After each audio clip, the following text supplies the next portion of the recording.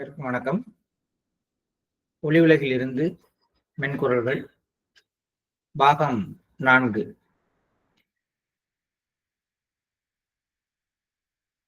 புத்தகத்தில் பக்கம் 313 நம்ம கடைசியா படிச்சுட்டு இருந்தோம்.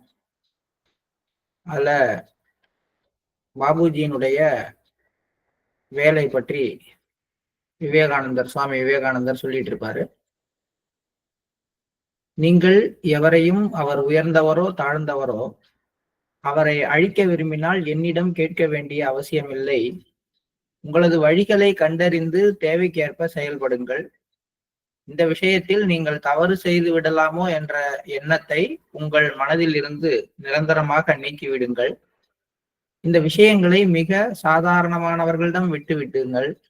உங்களை போன்ற மகா புருஷர்கள் எவ்விதமான தவறான செயலையும் செய்ய முடியாது. ஏனெனில் நீங்கள் ஒரு நோக்கத்திற்காகவே வந்திருக்கிறீர்கள், மேலும் அவ்வாறே உருவாக்கப்பட்டும் இருக்கிறீர்கள். நீங்கள் நினைக்கும் அந்த மனிதர் நமது சமுதாயத்தில் இருப்பதற்கான தகுதியற்றவர். அத்தகைய மனிதர் வாழ்வதையே நான் விரும்பவில்லை. நான் உங்களை என் மகனாகவும் கஸ்தூரியை என் மகளாகவும் கருதுகிறேன். பாபுஜி CH கஸ்தூரியை தனது மகளாக ஏற்றுக்கொள்ளுமாறு சுவாமி விவேகானந்தரிடம் வழங்கினார். சுவாமி விவேகானந்தர், மிஷனின் பணிக்கு அவளை பயன்படுத்திக் கொள்ளுங்கள். இன்றிலிருந்தே ஆரம்பிக்குமாறு அவளிடம் சொல்லுங்கள். விரைந்து செயல்படுங்கள். அவள் நன்றாக எழுதுவாள் என நான் நினைக்கிறேன். அவள் முதலில் எழுதுவதன் மூலம் அறிமுகமாகட்டும்.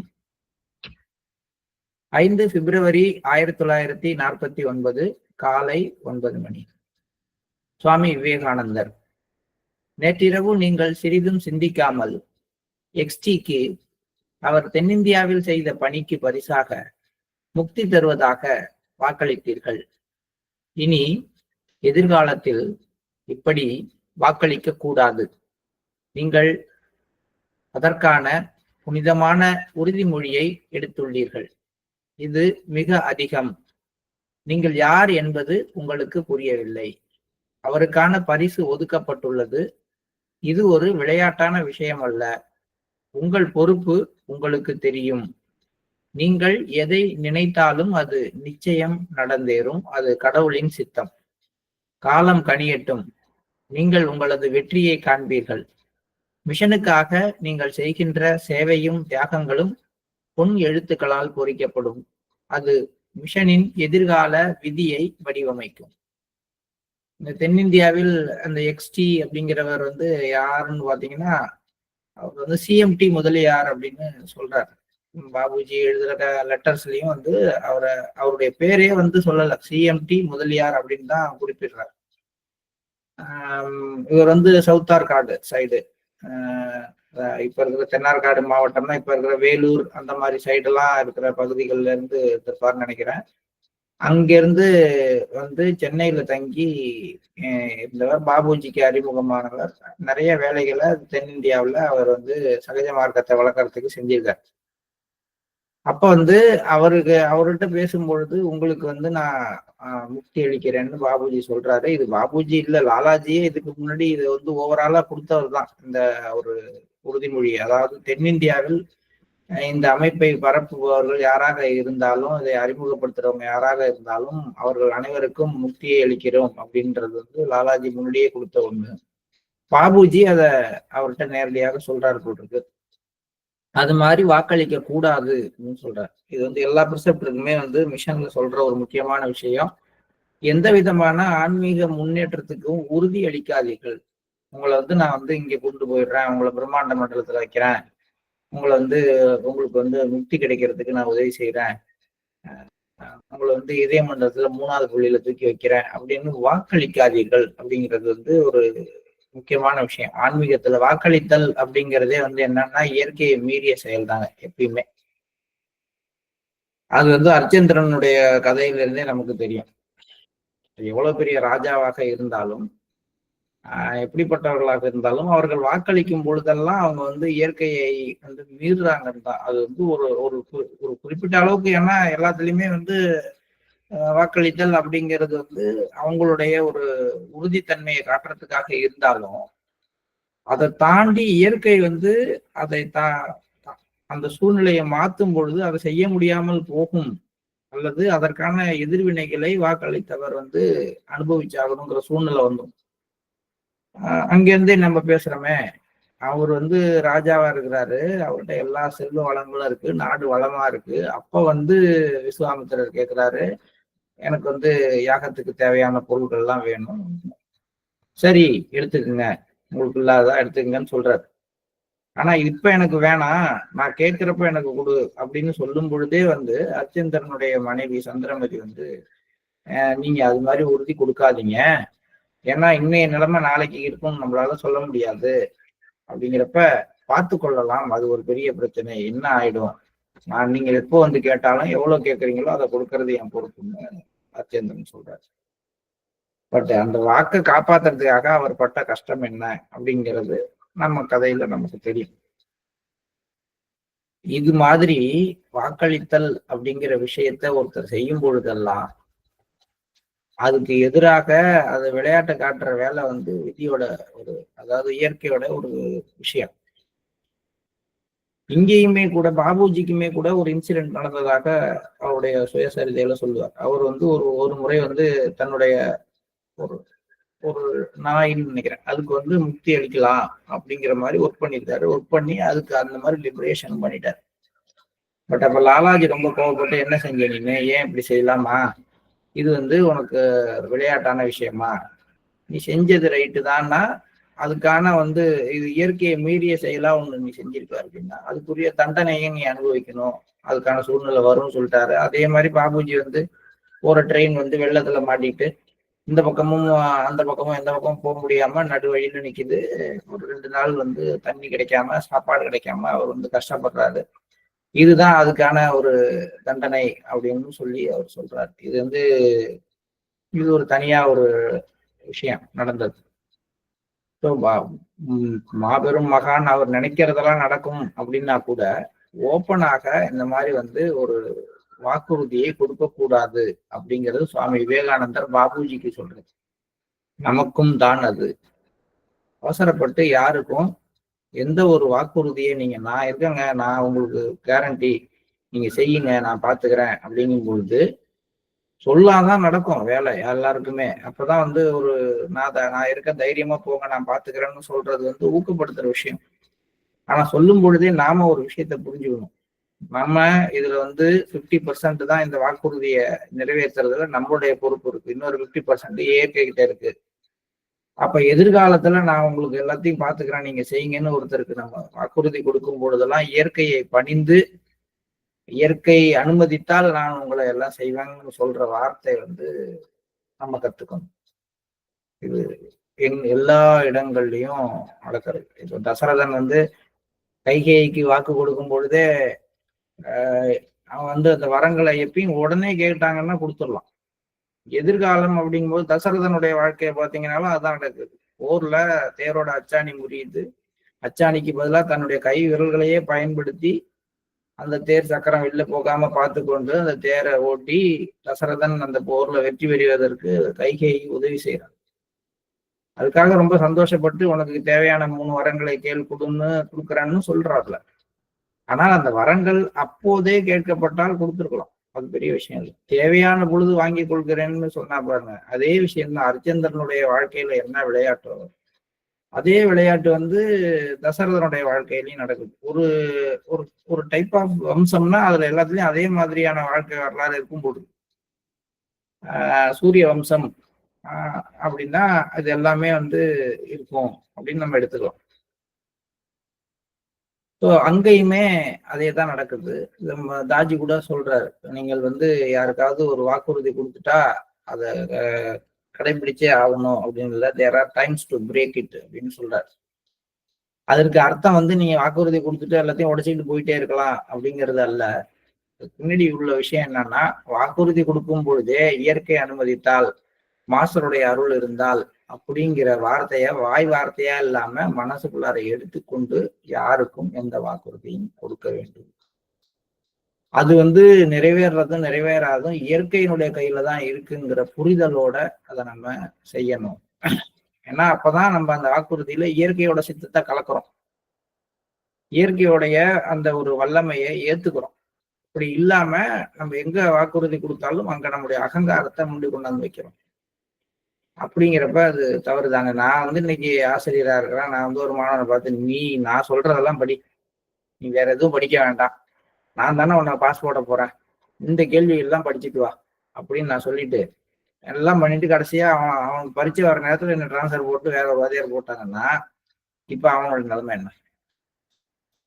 அப்ப எந்த ஒரு வாக்குறுதியும் மிதமிஞ்சிய ஒரு தன்னம்பிக்கையினால் கொடுக்கப்படக்கூடாது. அது மாதிரிதான் நம்ம இதையும் பார்க்கிறோம். அதனால அவருக்கு அந்த முதலியாருக்கு பரிசாக முக்தியை அளிப்பதாக அவர் கொடுத்த அந்த மாதிரியான வாக்குறுதிகளை கொடுக்காதீங்க. நீங்க புனிதமான உறுதிமொழி எடுத்திருக்கிறீர்கள். அந்த புனிதமான உறுதிமொழியில இந்த மாதிரியான இயற்கையை மீறிய வாக்குறுதிகள் அப்படின்னு நீங்க நினைச்சாலே அது நடக்கும், அது வேற விஷயம். ஆனா இது மாதிரி வாக்குறுதிகள் கொடுக்கும் பொழுது ஒரு குறிப்பிட்ட காலத்துக்குள்ளார அது நடக்க வேண்டிய அவசியம் வரும் பொழுது அதற்கான எதிர்விளைவுகளும் இருக்கும் அப்படிங்கிறதா சொல்றாரு. கொஞ்சம் ரொம்ப நிறையவே பேசிட்டோம் அதை பத்தி. கடவுளின் சித்தம் எதுவோ அது உங்களுக்கு நீங்கள் எதை நினைத்தாலும் அது நிச்சயம் நடந்தேறும், அது கடவுளின் சித்தம். காலம் கனியட்டும், நீங்கள் உங்களது வெற்றியை காண்பீர்கள். மிஷனுக்காக நீங்கள் செய்கின்ற சேவையும் தியாகங்களும் பொன்னெழுத்துக்களால் பொறிக்கப்படும், அது மிஷனின் எதிர்கால விதியை வடிவமைக்கும்.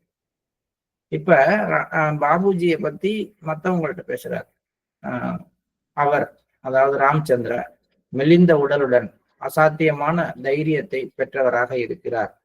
நாங்கள் எங்களிடம் உள்ள அனைத்தையும் அவருக்கு அளித்திருக்கிறோம். அவர் அனைத்தையும் நிர்வகித்தாலும் தன்னை ஒரு தொண்டனாகவே கருதுகிறார்.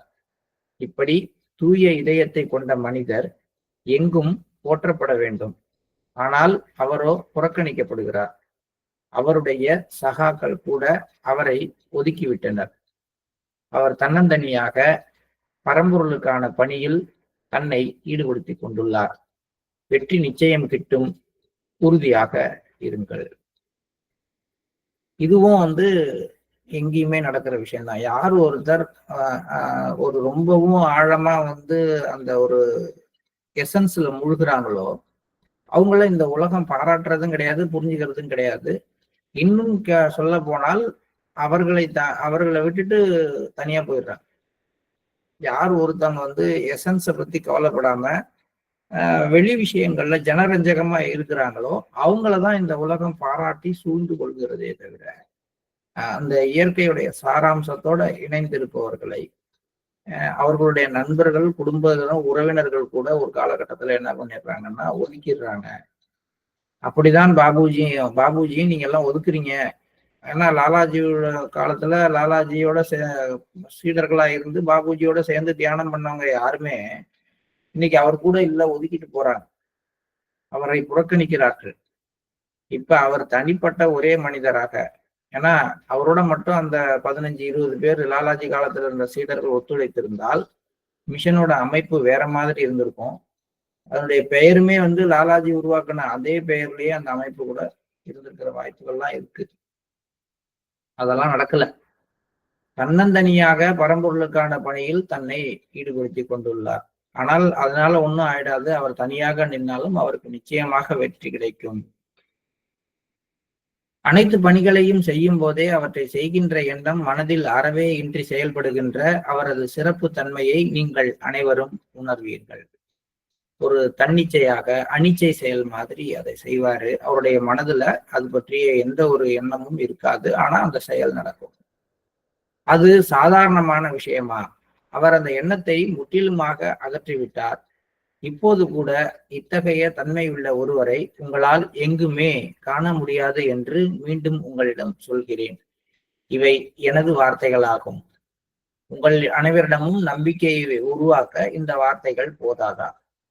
நாங்கள் அனைவரும் உங்களிடம் அவரை பற்றி கூறிக்கொண்டும் கூக்குரலிட்டுக் கொண்டும் இருக்கிறோம். உங்களால் இனி அவரை அணுக முடியாது என்னும் போதுதான் உங்கள் தூக்கத்திலிருந்து நீங்கள் எல்லாம் விழித்துக் கொள்வீர்களா? இதையும் நம்ம அடிக்கடி பார்த்துட்டு இருக்கோம். இத்தகைய ஒரு மகாபுருஷர் கிடைக்க மாட்டாரு, அவரை பயன்படுத்தி கொள்ளுங்கள், அவர் கொஞ்ச நாளைக்கு தான் இந்த ஊர்ல இருப்பாரு, அதுக்கப்புறம் கிளம்பிடுவாரு. இந்த ஊர்ல மீன்ஸ் இந்த உலகத்துல இருப்பாரு, அதுக்கப்புறம் கிளம்பிடுவாரு. என்னைக்கு கிளம்புவாருன்னே சொல்ல முடியாது. அவருடைய சேவைக்காக வெவ்வேறு லெவல்ல இருக்கக்கூடிய பல்வேறு உலகங்கள் காத்துக்கிட்டு இருக்கு. ஆனா நீங்க யாரும் அவரை மதிக்க மாட்டேங்கிறீங்க அப்படிங்கிற விஷயத்த சுவாமி விவேகானந்தரும் சொல்றாரு, லாலாஜி மகராஜ் சொல்றாரு, சைத்தன்ய மகாபிரபு சொல்றாரு, புத்தரும் சொல்றாரு. அவரை பயன்படுத்தி கொள்ளுங்கள், அவரை பின்பற்றுங்கள் அப்படிங்கிற விஷயத்த சொல்றார். ஆனா நம்ம அருகில் இருக்கும் பொழுது அதனுடைய மதிப்பு நமக்கு தெரிவதில்லை. அப்படித்தான் நீங்க எல்லாம் இருக்கீங்க. அவரு நாங்க இவ்வளவு கத்தி கத்தி பேசுறோம், நீங்க அவரை பத்தி சொல்றோம், நீங்க யாரும் அவரை கண்டுக்க மாட்டேங்கிறீங்க, பயன்படுத்தி கொள்ள மாட்டேங்கிறீங்களே. இப்ப அவர் இங்க இருந்து கிளம்புனதுக்கு அப்புறம் தான் நீங்க எல்லாம் வீழ்ச்சி கொள்ளுவீங்களா, அவரை ஃபாலோ பண்ணுவீங்களா அப்படின்னு கேட்கிறாங்க. நமது மதிப்பிற்குரிய மாஸ்டர் லாலாஜி சாஹேப்பை தவிர வேறு எவரும் முற்காலத்திலோ தற்காலத்திலோ ராம்சந்திரவை போன்ற ஒரு புருஷரை தயார் செய்ததற்காக பெருமைப்பட முடியுமா? அவரை போன்றவர் ஒரே ஒருவர் மட்டுமே. இது பொன் எழுத்துக்களால் பொறிக்கப்பட வேண்டும். பொதுவாக நான் மக்கள் பிரமையில் ஆழ்ந்திருப்பதை பார்க்கிறேன். அவர்கள் அதிலேயேதான் இன்னமும் மூழ்கி இருக்கின்றனர். காலத்தினுடைய அறிவாள் அவர்களுக்கு பாடம் புகட்டும். கூர்மையுள்ள ஈட்டி அவர்களை திருத்தும். அவர்கள் அறியாவிட்டாலும் அது அவர்கள் தலைக்கு மேலே உள்ளது. அவர்கள் தங்களை தாங்களே நாசப்படுத்திக் கொள்கிறார்கள். இயற்கையின் சித்தம் நிச்சயம் நிகழ்ந்தேறும். அவர்களுடைய விதி ஈட்டி முனை மூலமே ஒழுங்குபடுத்தப்பட வேண்டும். ஒரு சாதாரண மனிதர்களுக்கு இவ்வளவு பெரிய விஷயம்லாம் கிடையாது. அவங்க சாதாரணமா இருக்கிறாங்க, அவங்க தங்களால முயன்ற முயற்சி செய்யறாங்க, இயற்கை அவங்களுக்கு முடிஞ்ச வரைக்கும் உதவி செய்து கஷ்டப்படுறாங்க, போறாங்க. ஆனா ஒரு ஸ்பிரிச்சுவல் கண்டென்ட்ல பார்க்கும் பொழுது இந்த மாதிரி ஒரு அமைப்புல செயல்பட்டுட்டு பாதிக்கு மேல இயற்கையின் சித்தத்துக்கு எதிராக செயல்படுறவங்களை பார்க்கும் பொழுதுதான் இந்த மாதிரி கோபமான வார்த்தைகள்லாம் விவேகானந்தருடைய வாயிலிருந்து வருது. சுவாமி விவேகானந்தரா இருக்கட்டும், லாலாஜி மகாராஜா, அவர்கள் எல்லாம் பிரம்மையில் ஆழ்ந்திருக்கிறார்கள்னு சொல்றது எந்த மக்களை அப்படின்னு கேட்டா, இந்த மாதிரி பயிற்சிக்கு ஒரு அமைப்புல இருந்து அந்த அமைப்புக்கு ஒரு பாதகமான வேலைகளை செய்யறவங்க. அவங்களுக்கு நாங்க பாதகமான வேலை செய்யறோங்கிற உணர்வே இல்லாமல் பாதகமான வேலை செய்வாங்க. அப்படிதான் எஸ்கேயா இருக்கட்டும், டிஎஸ்ஆ இருக்கட்டும், ஏடிஆ இருக்கட்டும், எல்லாருமே அப்படித்தான் இருந்தாங்க. ஸோ அவங்களுக்கெல்லாம் இயற்கை அவங்களுக்கான பாடத்தை அந்த காலத்தின் மூலமாக கொடுக்கும் அப்படிங்கிறது தான். ராஜி அதான் சொன்னார். நீங்க இந்த அமைப்புல இருக்கிறீங்க, உங்களுடைய கண்ணுக்கு நேராக இங்க நடக்கிற சில குறைபாடுகள், சில பேர் தவறா செய்யறது உங்களுக்கு புரியுது அப்படின்னா, முதல் வேலை அதை அவங்கள்ட்ட பணிவோட சுட்டி காட்ட வேண்டியது. அல்லது 2வது வேலை அவர்களுக்கு அடுத்த நிலையில இருக்கவங்கள்ட்ட பணிவோட ஒரு முறை சுட்டி காட்டுறது. அதன் பிறகு அந்த வேலை நடக்கல, அவங்க திருந்தல அப்படின்னா அவங்களுக்காக பிரார்த்தனை பண்ணிக்கீங்க. அதையும் தாண்டி அவங்க திருந்தவே இல்லை அப்படின்னா இயற்கை அதனுடைய கடமையை செய்யட்டும்னு விட்டுருங்க. இயற்கை கிட்ட அதை பொறுப்பு விட்டுருங்க. இது எல்லாருக்கும் எல்லா அமைப்புகள்லையும் உள்ளதுதான், நம்முடைய அமைப்புலையும் உள்ளதுதான். நிறைய குறைபாடுகள் நம்ம கண்ணுக்கு தெரியும். அது உண்மையிலேயே குறைபாடா இல்ல அது மாஸ்டருடைய விருப்பமாங்கிறத நம்மளால முடிவு பண்ண முடியாது. அப்ப நமக்கு கண்ணுக்கு தெரிந்து அது தவறுன்னு தெரியுது அப்படின்னா அதை சுட்டி காட்ட வேண்டிய பொறுப்பு நமக்கு உண்டுதான். அதுக்காக சும்மா அதையே சொல்லிக்கொண்டு அதிலேயே மூழ்கி அதையே ஒரு மனசுல வச்சுக்கிட்டு நீங்க இருக்க வேண்டிய அவசியம் இல்லை. அதுக்காக டெய்லி மாஸ்டர் 3 மெயில் போட்டு இவர் அப்படி அவர் அப்படின்னு நம்ம சொல்ல வேண்டிய அவசியமும் இல்லை. ராஜி என்ன சொல்றாரு, 1 or 2 டைம்ஸ் நீங்க அதை அவங்களுக்கு சொல்லுங்க. அப்படி இல்லைன்னா அவங்களுக்காக மனம் உருகி நீங்க ஒரு பிரார்த்தனை வைங்க. அதன் பிறகு அவர்கள் செய்கின்ற செயல் அப்படி மிஷனுக்கு எதிரானதுன்னு உங்களுக்கு தோணுது அப்படின்னா நீங்க ஒன்றும் கவலைப்படாதீங்க. இயற்கை கிட்ட அந்த hand over to the nature அப்படிங்கிற இயற்கை கிட்ட அந்த பொறுப்பை ஒப்படைச்சிருங்க. அது ரொம்ப ஆபத்தான விஷயமும் கூட. ஏன்னா இயற்கையானது கொஞ்சம் கூட ஈவு இரக்கம் அப்படின்லாம் இருக்காது. அது இவ்வளவு நாள் நீ என்ன செஞ்ச அப்படின்லாம் பார்க்காது. அன்னைய நிலைமைக்கு அது என்ன மாதிரியாக அது ஆக்ஷன் எடுக்கணுமோ அதை எடுத்துக்கணும். அதுல இன்னொரு விஷயம் என்னன்னு கேட்டா, இயற்கை வந்து என்னைக்கு தண்டனை கொடுக்குதோ அந்த நாளைக்கு நாள் வரைக்கும் அந்த மனிதரையோ அந்த ஒருத்தங்களையோ வந்து ரொம்பவும் ஒரு உயர்வான இடத்துலதான் வைத்திருக்குமே ஒழிய, அவ்வளவு சீக்கிரம் கொஞ்சம் கொஞ்சமா கொஞ்சம் கொஞ்சமாலாம் எடுத்துட்டு போவார். டக்குன்னு பாத்தீங்கன்னா ஒரு மாற்றத்தை பிரட்டி போட்டு கொடுக்கும். இப்ப நம்ம இதெல்லாம் பயமுறுத்துறதுக்காக பேசுற விஷயங்கள் கிடையாது. உண்மை என்ன அப்படின்னு கேட்டா, எப்பொழுதும் நம்ம இயற்கையோட சித்தத்துக்கு, நமக்கு இயற்கைங்கிறது மாஸ்டர் தாங்க. நான் எது செய்தாலும் மாஸ்டருடைய விருப்பத்திற்கு இணங்கியதாக அவர் என்ன நினைக்கிறாரோ அதை செய்பவராக நான் இருக்கணுங்கிறத மட்டும் மனசுல வச்சுக்கணும். அப்படி மட்டும் ஒரே ஒரு எண்ணம் இருந்தா அது நேர்மறையான எண்ணம். எல்லாமே எதிர்மறையான எண்ணம் தான். அதாவது வந்து நீங்க ஒரு ஒரு நம்மளுடைய அமைப்புல இருந்து கொண்டு எதிர்மறை அப்படின்னா வந்து வீணா போகணும், நின்று போயிடணும்னு சொல்றதுதான் எதிர்மறை அப்படின்லாம் அர்த்தம் கிடையாது. மாஸ்டருடைய விருப்பத்துக்கு எதெல்லாம் சாதகமா இருக்கோ அதெல்லாம் நடக்கணும்னு நினைக்கிறது தான் நேர்மறை. அவர் மாஸ்டருடைய விருப்பத்திற்கு எதிரான விஷயங்கள்ல நம்ம மனதை செலுத்துவது தான் எதிர்மறை. இதை மட்டும் நம்ம மனதில் வைத்துக் கொண்டால் மிச்சம் எல்லாம் அதுவாகவே நமக்கு புரிய வரும். 15 மார்ச் 1949 இரவு 8:30 மணி. சுவாமி விவேகானந்தர். உங்களது பணிக்காக ஒதுக்கப்பட்ட இடங்களுக்கு செல்லாமல் உங்களால் தப்பிக்க முடியாது. இனியும் தாமதிக்காமல் நீங்கள் உடனே கிளம்ப வேண்டும் என அனைவரும் கருதுகின்றனர். பணி மிகவும் பாதிக்கப்பட்டுள்ளது. ஏன்னா நடுவுல அவர் வந்து எங்கேயும் போக வேணாம்னு சொல்லியிருந்தாங்க. கயாவுக்கு,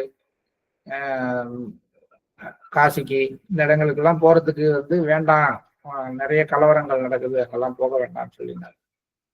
அதனால வந்துட்டு இப்ப அதுக்கான நேரம்லாம் வந்துருச்சு, நீங்க கிளம்புங்க அப்படின்னு சொல்றாரு. கயாவிற்கும் காசிக்கும் செல்லுங்கள். உங்களால் நாதியாவிற்கு செல்ல முடியாவிட்டால் பயணத்தின் போது நீங்கள் தங்கும் இடத்திலிருந்தே அதன் மீது பணிபுரியலாம். நீங்கள் தில்லியை புறக்கணித்துள்ளதால் அங்கும் நீங்கள் சென்றாக வேண்டும். இந்த முறை பூரி ஜெகநாத் பயணத்தை கைவிடுங்கள். இந்த முறை உங்களுக்கு 2 இடங்கள் மட்டுமே ஒதுக்கப்பட்டுள்ளன. இந்த 2 இடங்கள் காசி 1, கயா 1. சூரியனது வெப்பம் குறைந்துள்ளது என்பது போன்ற இயற்கை நிகழ்வுகளை பற்றி நீங்கள் பேசுகிறீர்கள். அது சிந்திக்கப்பட வேண்டிய பணி அல்ல. தோன்றுவதை போல அது அத்தனை கடினமானதும் அல்ல. சூரியனுடைய வெப்பமோ சந்திரனோட குளிர்ச்சியோ குறைஞ்சது கூடுனது நீங்க ஒன்றும் கவலைப்படாதீங்க. நீங்க நினைச்சீங்கன்னா 1 செகண்ட்ல அதை மாத்திடலாங்கிற. விஞ்ஞானிகள் முதலில் முயற்சிக்கட்டும். உங்களது முறை இறுதியில் வரும். நீங்கள் உலகின் எதிர்கால விதியை வடிவமைக்க வேண்டும். அழிவிற்கான பணியில் இவை உங்களுக்கு உதவுகின்றன. இந்த வார்த்தையை எடுத்துதான் மாஸ்டர் டிசைனிங் டெஸ்டினிங்கிற புக்கு தலைப்பை வச்சிருக்காரு. அடிக்கடி வந்து விதியை வடிவமைத்தல் அப்படிங்கிற வார்த்தையை போடுறாரு. நம்ம ரொம்ப கீழே வந்து நம்முடைய விதியை நாமே வடிவமைத்துக் கொள்கிறோம் அப்படிங்கிற அர்த்தத்துலதான் அதை பார்க்கிறோம். பட் இந்த ஒட்டுமொத்த மிஷன் என்ன அப்படின்னா விதியை வடிவமைத்தல். அதாவது எதிர்கால விதியை, எதிர்கால உலகத்தினுடைய விதியை வடிவமைத்தல் தான் நம்ம அமைப்பினுடைய நோக்கம். ஸ்ரீ ராமச்சந்திரா மிஷன் என்னன்னு கேட்டா விதியை வடிவமைத்தல். எந்த விதியைனா உலகம் எப்படி இருக்கணும் எதிர்காலத்துல அப்படிங்கிறதையும், இயற்கை வந்து உலகத்தை எப்படி மாத்தணுமோ அப்படி மாத்தி வைக்கிறதுமா, மாத்தி உலகத்தினுடைய விதியை வடிவமைத்தல் அப்படின்னு தான் இதை நம்ம பார்க்கணும். அந்த கான்செப்டை பாத்தீங்கன்னா இந்த விதியை வடிவமைத்தல் அப்படிங்கிற வார்த்தைய இதுக்கு முன்னாடியே ஒரு 10-15 இடங்கள்ல ஒவ்வொருத்தரும் பயன்படுத்திட்டு வராங்க. 1 மினிட்.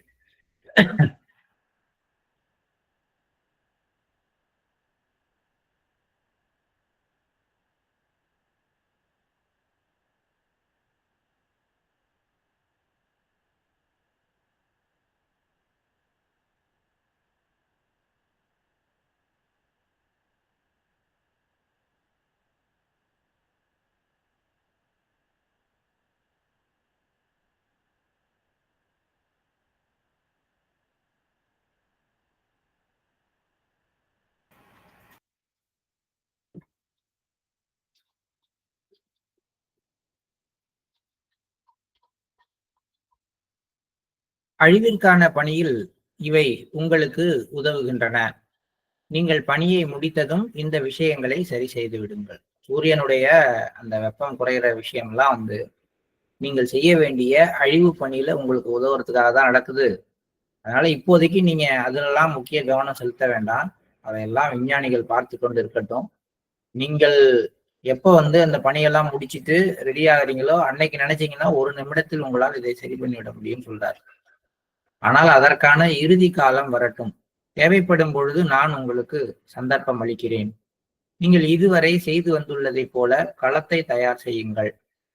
பின்னர் உங்களுக்கு அளிக்கப்படுகின்ற உத்தரவின்படி பணிபுரியுமாறு இயற்கையின் பல்வேறு சக்திகளின் கவனத்தை முழுவதுமாக ஈர்த்துக் கொள்ளுங்கள்.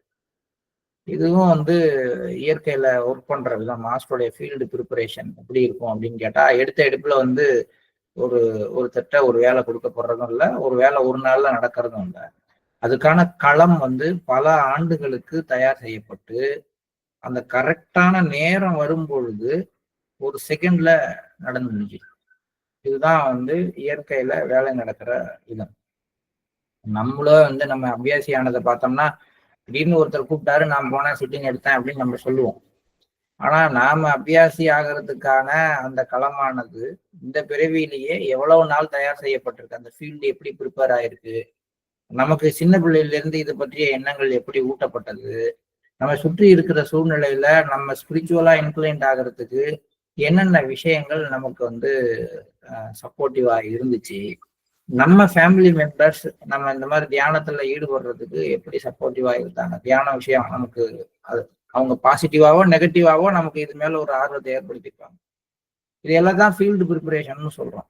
இப்படிலாம் களம் தயார் செய்யப்பட்ட பிறகு ஒரு நாள்ல ஒரு பேட்சை பார்த்த உடனேயும் ஒரு சின்ன விளம்பரத்தை பார்த்த உடனேயும் நம்ம வந்து இங்க ஜாயின்ட் ஆகி ஐயோ நான் இவ்வளவு நாள் விட்டுட்டேனே, இன்னைக்கு இவ்வளவு காலத்தை வேஸ்ட் பண்ணிட்டேன், இன்னையில இருந்து நான் தீவிரமா பணி செய்யணும், தீவிரமா வந்து தியானம் பண்ணணும்ன்ற முடிவு எடுக்கிறோம்.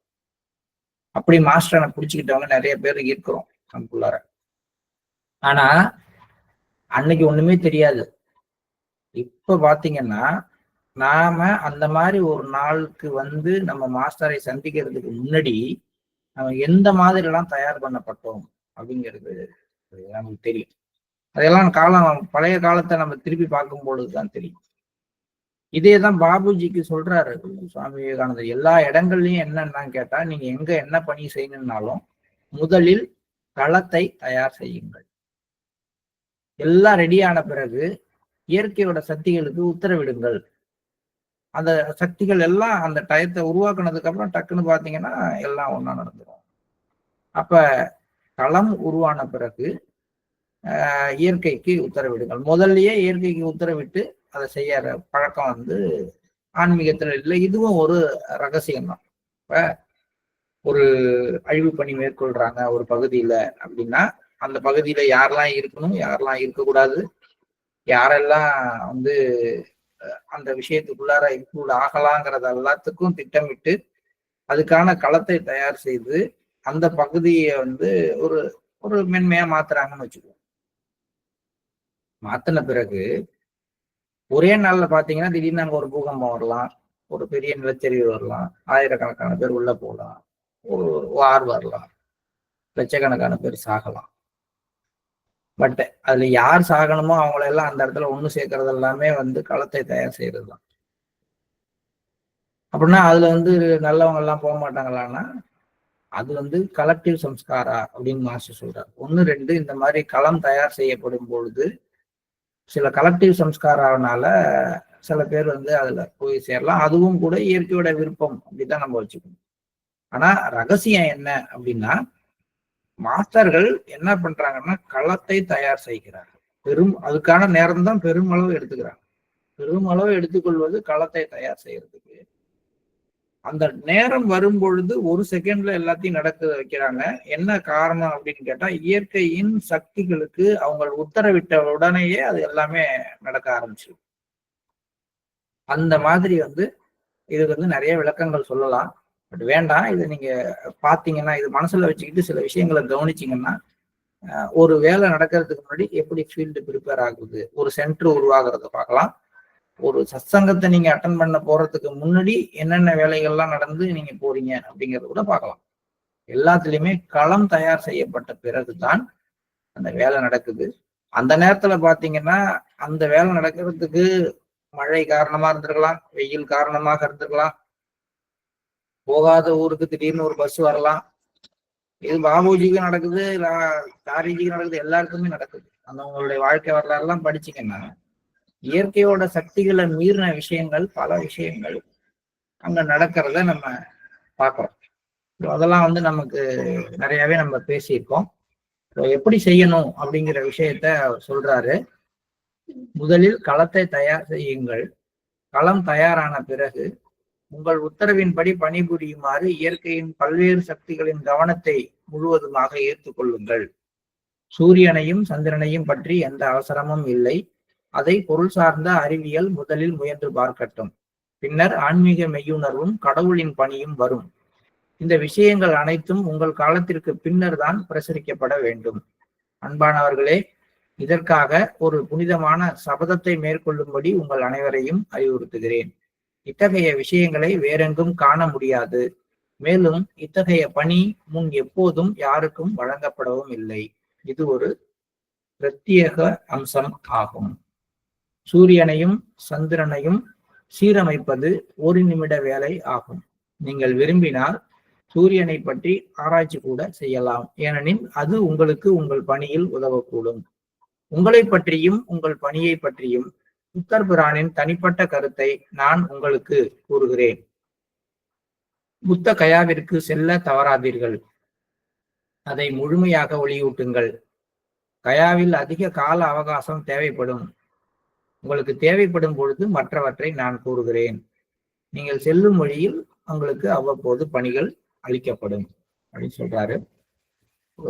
அடுத்தது 3 ஏப்ரல் 1949. இதை நம்ம நாளைக்கு தொடங்கலாம். அதாவது பாபுஜி புத்தகயாவுக்கு சென்று அங்க எப்படி பணிகள் மேற்கொள்கிறார் அப்படிங்கிற விஷயங்களை நம்ம திங்கட்கிழமை மீண்டும்